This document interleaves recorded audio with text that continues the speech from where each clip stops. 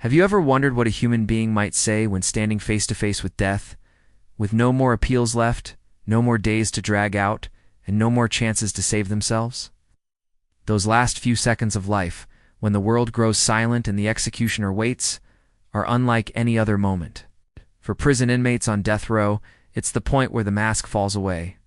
Some beg for forgiveness, some spit in the face of justice, and some leave behind words so bizarre and chilling that they live forever in infamy.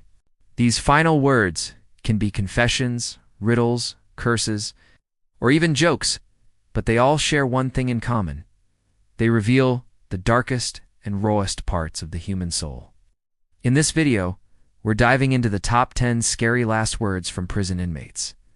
Some of these men and women went to the chair or the needle after committing acts so horrifying they shook entire communities.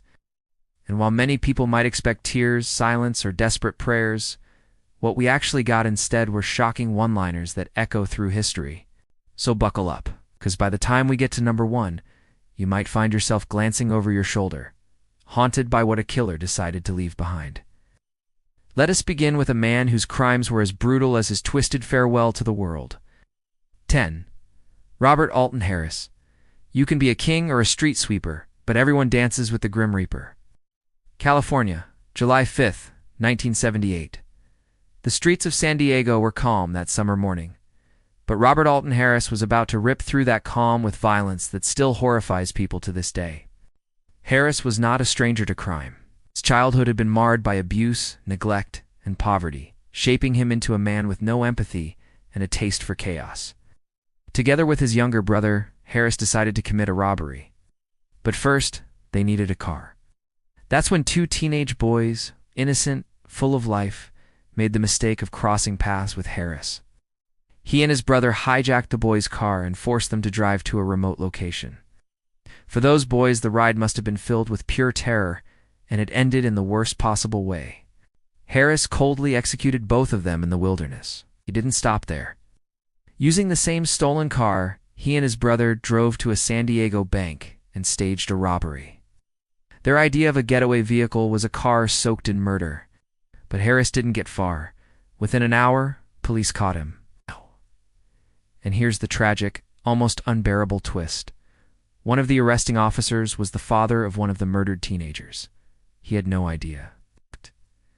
In fact, the killing was so brutal that when he later saw the victim's body, he couldn't even recognize his own son's face. Imagine that, walking into a crime scene, not realizing that the mangled body lying there is your child. That's the scale of Robert Harris's cruelty. The court wasted no time.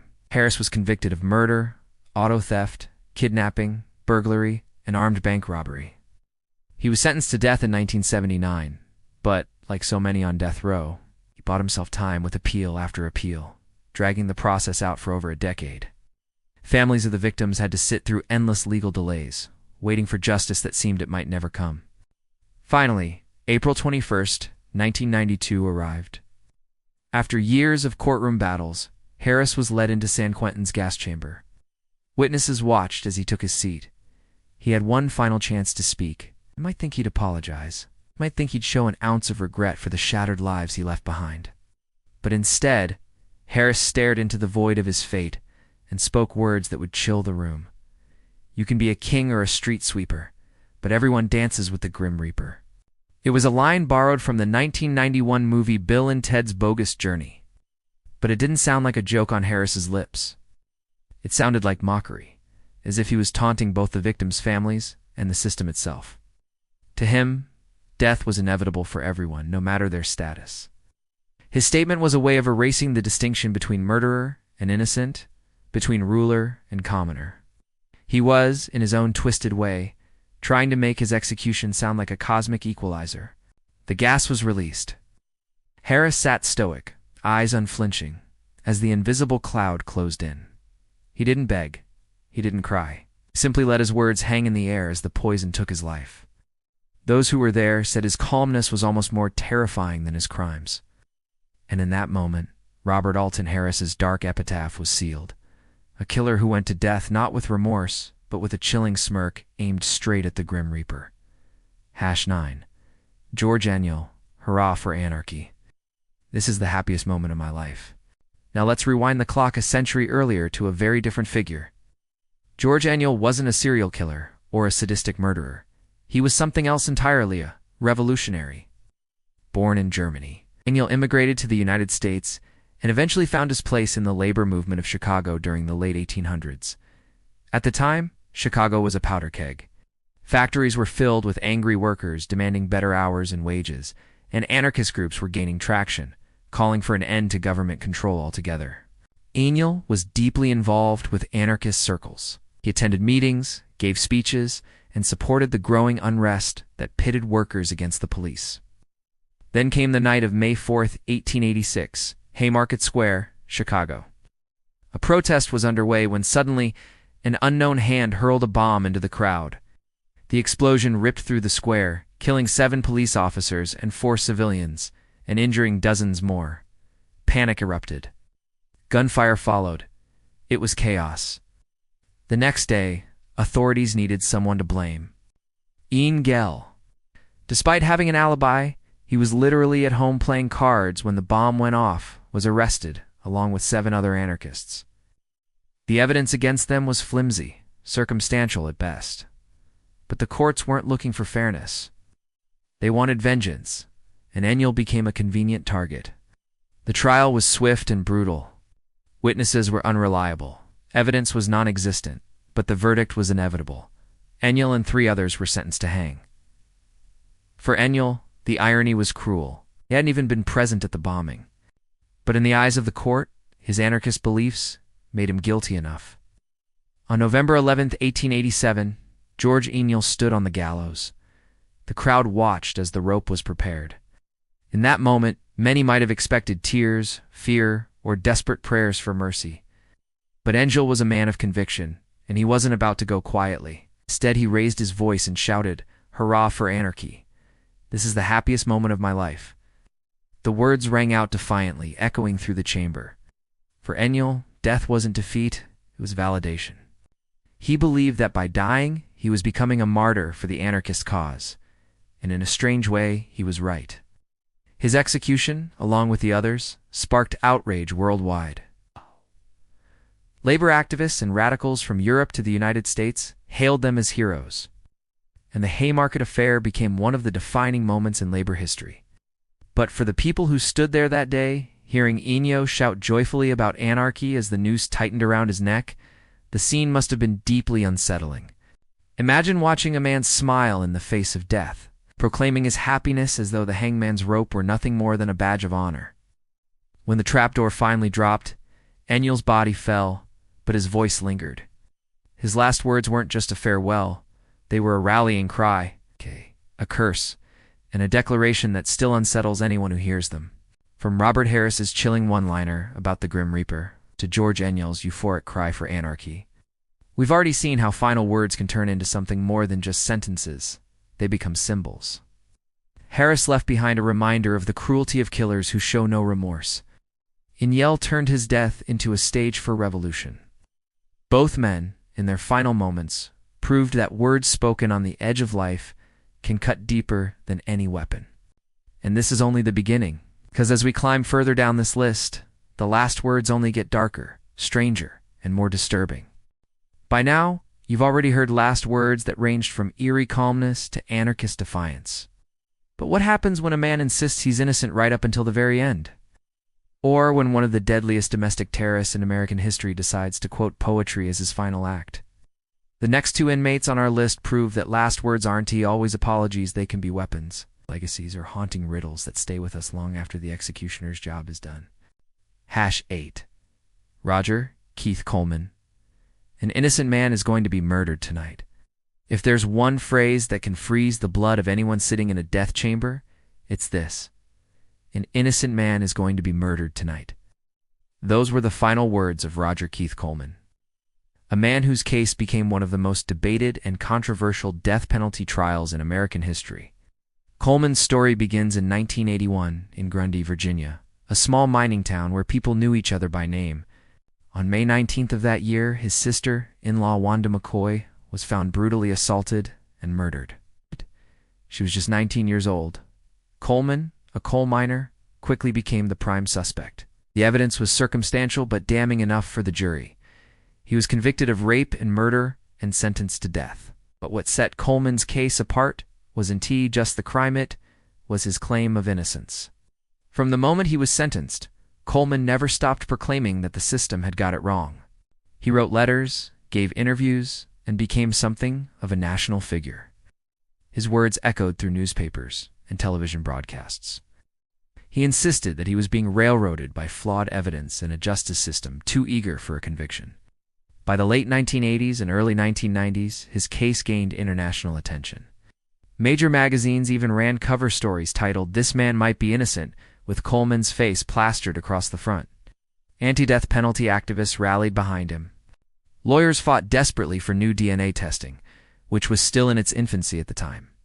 Coleman became the poster child for wrongful conviction campaigns. The man who might prove the death penalty was fatally flawed. And then came May 20th, 1992. Coleman's appeals had run out. The execution date had been set. As he was strapped to the gurney for lethal injection, reporters and witnesses leaned forward, waiting for what he would say. Coleman didn't beg. He didn't curse. Instead, his voice rang out with a chilling prophecy. An innocent man is going to be murdered tonight. When my innocence is proven, I hope Americans will realize the injustice of the death penalty, as all other civilized countries have. Those words hit like a thunderclap. Was he truly innocent? Had Virginia just executed the wrong man? For years after his death, his case haunted the nation. People demanded answers. Finally, in 2006, 14 years after his execution, the truth came out. DNA evidence was retested with modern methods, and the results were conclusive. Roger Keith Coleman had, in fact, been guilty all along. He had raped and murdered his sister-in-law. The revelation was a gut punch. It turned his last words into a grim reminder of how far a condemned man might go to preserve his narrative. But it also highlighted the deep flaws in public perception. For over a decade, thousands had rallied to Coleman's defense, convinced he was a victim of injustice. Instead, his final claim of innocence was exposed as one last lie he carried all the way into death. Even today, his words echo in debates about capital punishment. Some see them as proof of how manipulative killers can be. Others see them as a tragic waste of resources and attention that could have gone to other cases of genuine wrongful conviction. Either way, Coleman's final statement stands as one of the most chilling examples of how last words can shape a legacy, even if that legacy is built on deception. Number 7. Timothy McVeigh. I am the master of my fate. I am the captain of my soul. From a man who insisted he was innocent to one who took full, chilling pride in his guilt, we arrive at Timothy McVeigh, perhaps the most infamous domestic terrorist in American history. April 19, 1995, Oklahoma City. At 9:02 a.m., a massive truck bomb ripped through the Alfred P. Murrah Federal Building, killing 168 people, including 19 children, and injuring more than 680 others. The blast was so powerful that it destroyed a third of the building and shattered windows for miles around. It remains the deadliest act of domestic terrorism the United States has ever faced. McVeigh, a Gulf War veteran, was motivated by a twisted ideology. He despised the federal government and saw the bombing as revenge for the FBI's siege at Waco, Texas, 2 years earlier. To him, the victims were not innocent civilians, but symbols of government oppression. It was a justification as cold as it was terrifying. Captured and tried, McVeigh showed little remorse. He was convicted of 11 federal offenses, including conspiracy to use a weapon of mass destruction, and sentenced to death. But unlike most death row inmates who often wait over a decade for execution, McVeigh's fate was sealed quickly. Within 6 years of the bombing, he was scheduled to die by lethal injection. As his execution date neared June 11, 2001, McVeigh made several unusual requests. He asked for 2 pints of mint chocolate chip ice cream as his final meal. He requested a Catholic chaplain. He even invited a composer to play classical music the night before his death. And in one of his most controversial requests, he asked for his execution to be broadcast on national television, a request that was denied. When the moment finally arrived, reporters gathered, victims' families watched via closed-circuit television, and the nation waited. McVeigh was offered the chance to speak, But instead of speaking aloud, he left behind a handwritten statement. The words were from William Ernest Henley's famous poem Invictus. I am the master of my fate. I am the captain of my soul. It was the ultimate declaration of defiance. By quoting those lines, McVeigh was telling the world that he alone controlled his destiny, that even in death, the government couldn't break him. For him, execution wasn't justice. It was simply the closing act of a play he had chosen to write. For many of the victims' families, those words cut like a knife. They had waited years for this man to face justice, and instead of remorse, he gave them poetry, a chilling message that he was still in control. In the end, McVeigh's calm, composed acceptance of death was as disturbing as the crime itself. It showed that his hatred and his arrogance never wavered, not even as the lethal drugs coursed through his veins. When the execution was complete, many felt closure. But others were left with an uneasy truth. McVeigh had managed to make even his last breath a political statement. His borrowed words from Invictus still resonate today, a reminder of how final words can be weaponized into a legacy. From Roger Keith Coleman's desperate plea of innocence to Timothy McVeigh's cold, poetic declaration of control, we've seen two completely different approaches to the end. One begged the world to believe in his purity, even as evidence later proved him guilty. The other reveled in his guilt, glorifying his actions with literary defiance. Both sets of words are terrifying in their own way, and together, they reveal just how chilling and unpredictable last words can be. And we're only getting started. Because the further down this list we go, the more unsettling, bizarre, and grotesque these final statements become. We've already seen how last words can serve as pleas of innocence or declarations of defiance. But what about when the words come from someone so twisted that death itself seems almost irrelevant? Or from an outlaw whose final statement was followed by a horrifying accident that stunned an entire crowd? This part of the list dives into two stories that couldn't be more different, yet both leave us unsettled in ways that are hard to forget. Number 6. Jeffrey Dahmer. I don't care if I live or die. Go ahead and kill me. There are few names in criminal history that provoke as much horror as Jeffrey Dahmer. Between 1978 and 1991, Dahmer brutally murdered 17 men and boys in Milwaukee, Wisconsin. But the murders themselves weren't the only thing that made him infamous. It was what he did afterward. Dahmer dismembered his victims, stored their body parts in his apartment, practiced necrophilia, and even admitted to cannibalism. When police finally uncovered his apartment in 1991, the scene was like something out of a nightmare.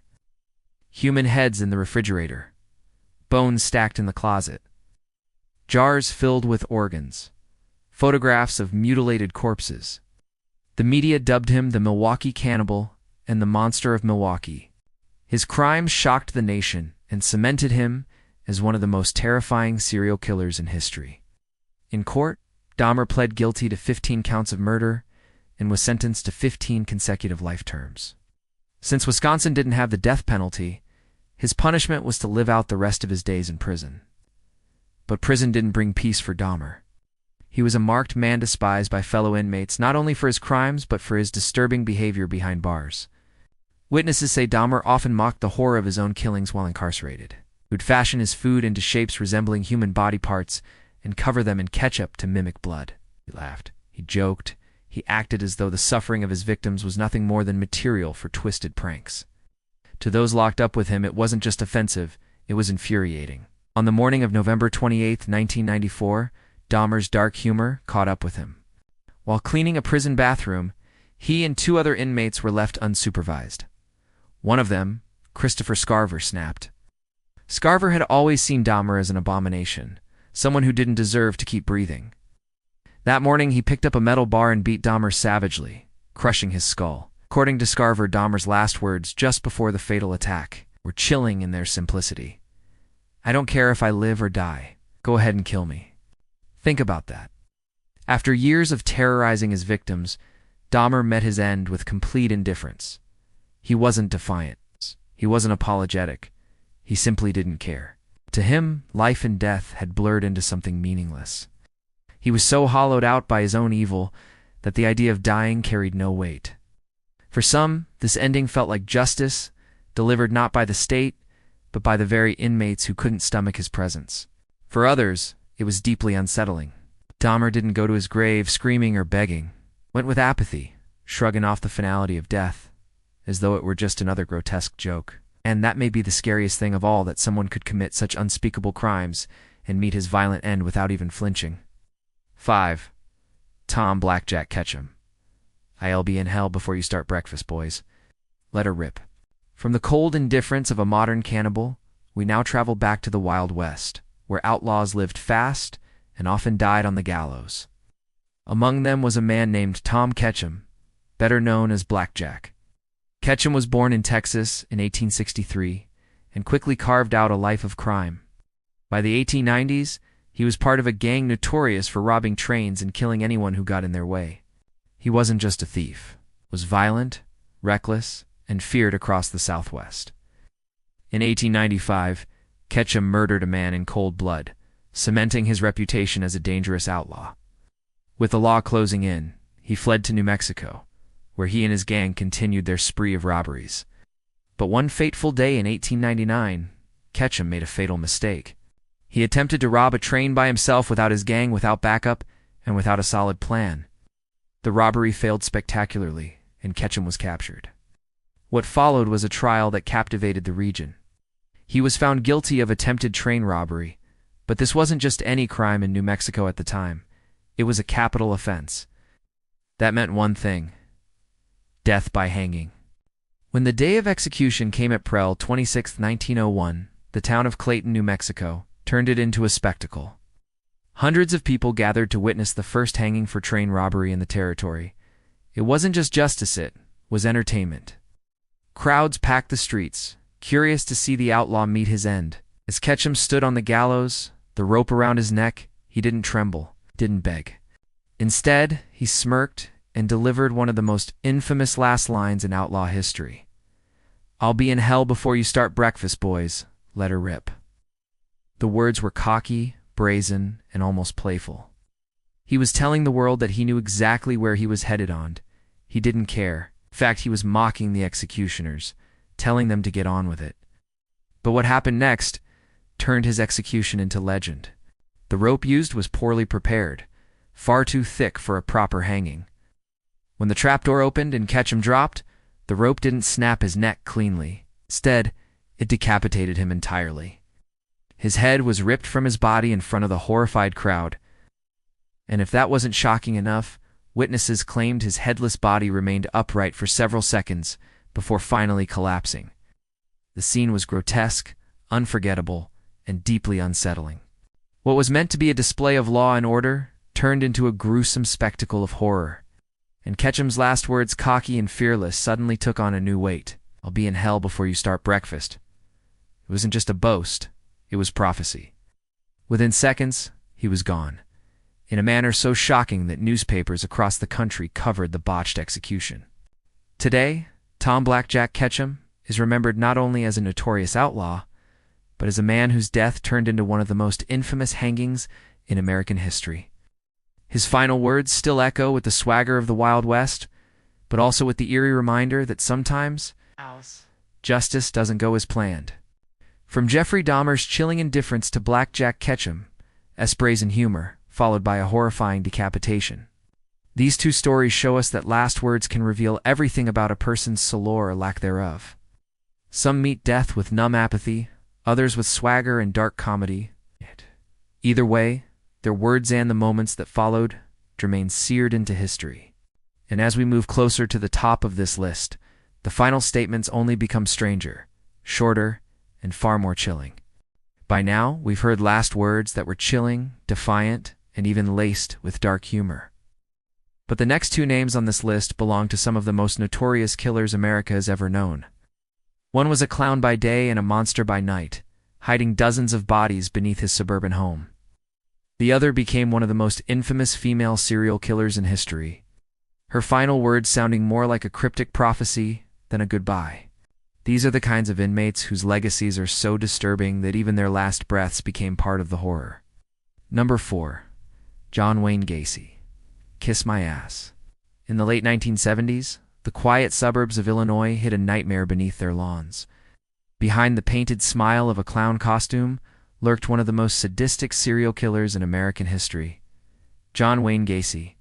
By day, Gacy was a friendly neighbor, a successful contractor, and even a volunteer entertainer who dressed up as Pogo the Clown to perform at children's parties. But by night, he was a predator who lured young men and boys into his home, only for them to never leave again. Gacy's double life unraveled in December 1978 when police began investigating the disappearance of a teenage boy. What they uncovered was beyond comprehension. Beneath the crawl space of Gacy's house, authorities found body after body, at least 29 in total, with others buried elsewhere. In all, Gacy confessed to murdering 33 young men and boys between 1972 and 1978. The discovery shocked America, and Gacy quickly became known as the Killer Clown. The trial in 1980 was one of the most publicized in American history. Gacy attempted to plead insanity, but the sheer scale and planning of his crimes destroyed that defense. He was convicted on 33 counts of murder and sentenced to death. Over the next 14 years on death row, Gacy painted pictures of clowns, gave interviews, and continued to show the same manipulative, arrogant personality that had defined him. Finally, on May 10, 1994, Gacy faced execution by lethal injection. Outside the prison, protesters gathered, some demanding justice, others opposing the death penalty. Inside, witnesses waited for his final statement.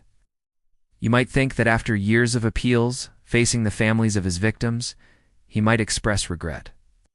You might expect some acknowledgement of the horror he unleashed.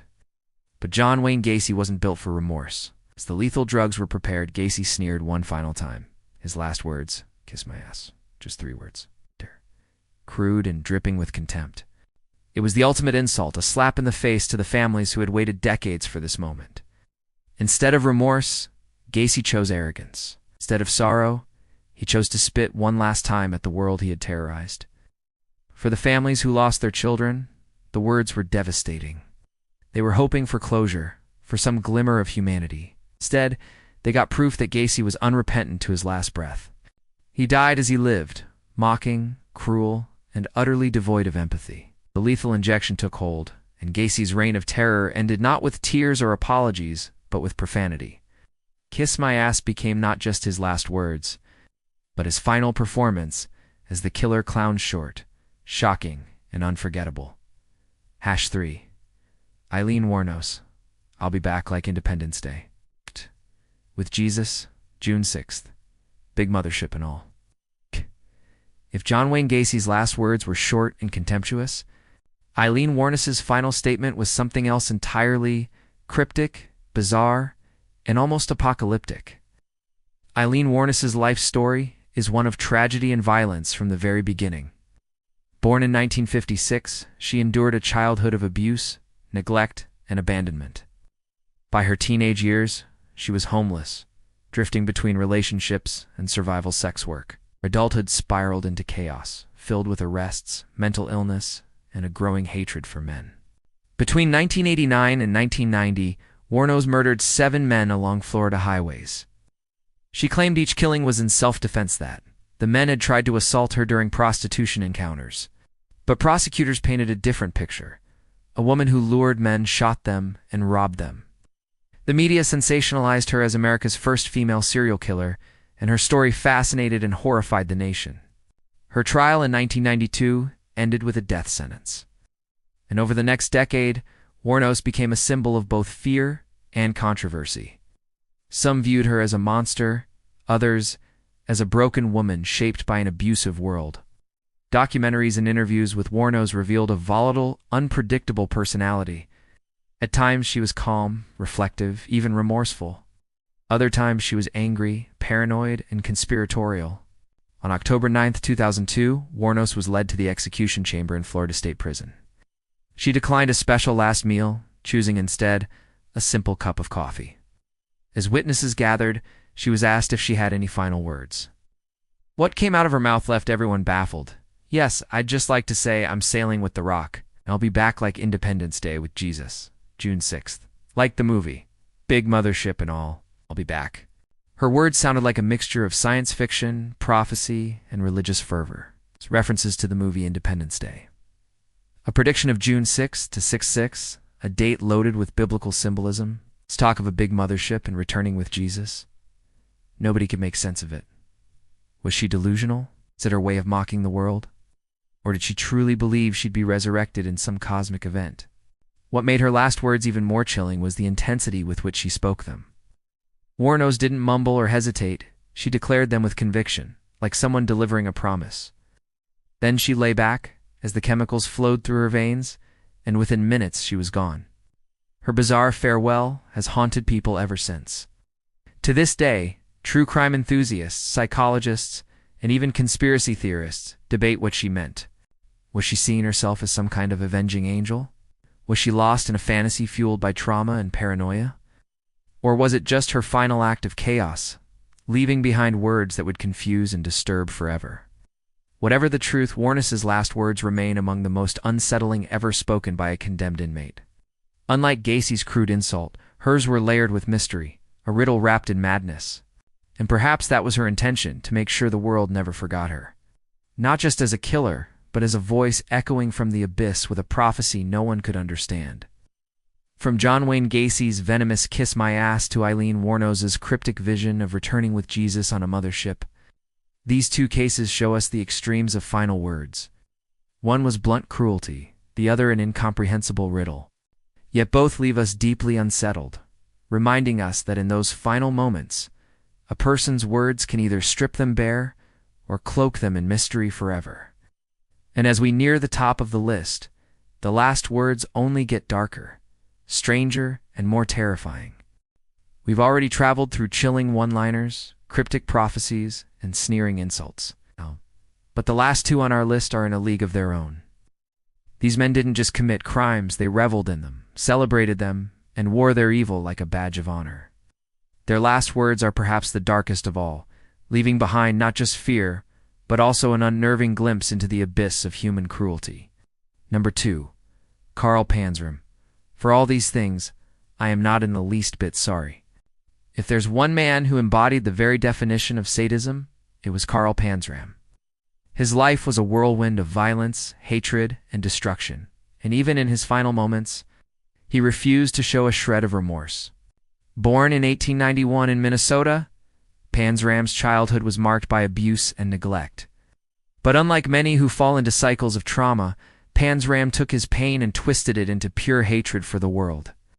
He ran away from home as a boy and quickly spiraled into a life of crime. Burglary, theft, arson, these were just the beginning. Spent much of his youth in reformatories and prisons, places that only hardened him further. By the time he reached adulthood, Panzram was consumed by rage. He traveled across the United States and even abroad, leaving behind a trail of atrocities. He boasted of burglaries, arson, and countless assaults. But most disturbing of all were his murders. In a chilling confession later, Panzram admitted to killing 21 people and sexually assaulting over 1,000 men. Panzram didn't just commit crimes, he took pride in them. He once declared, "I hate the whole human race. I get a kick out of robbing them, and I get a kick out of killing them." That was his worldview. Violence wasn't a consequence, it was his purpose. In 1928, his reign of terror finally ended when he was arrested for burglary in Washington, D.C. While in prison, he killed a foreman named Robert Warnke. This time, the system had enough. Panzram was sentenced to death by hanging. On September 5, 1930, he walked to the gallows at Leavenworth Penitentiary.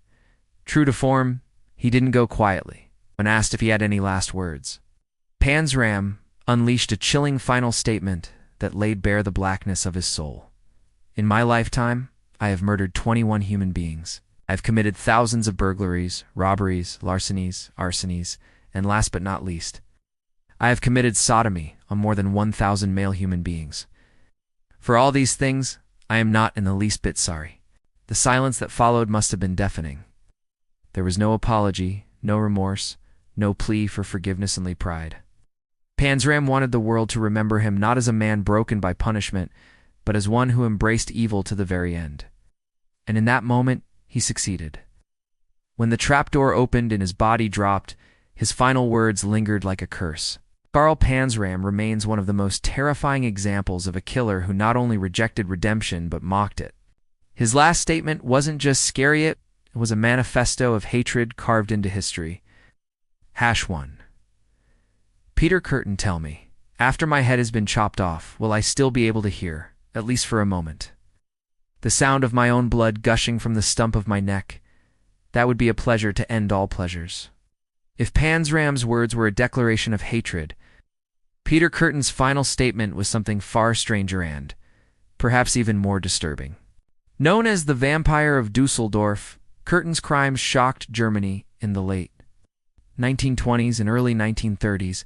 His nickname came not just from the brutality of his murders, but from his grotesque attempts to drink the blood of his victims.